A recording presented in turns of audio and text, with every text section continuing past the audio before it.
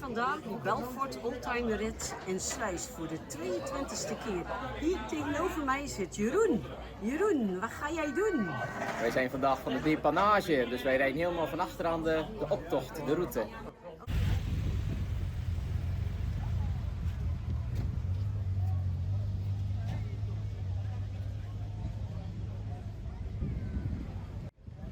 Meneer, u bent de koploper vandaag. Ja, ik reed helemaal vooraf. We gaan je volgen. We moeten allemaal volgen. Ja. Tot vanavond. Oké, tot vanavond.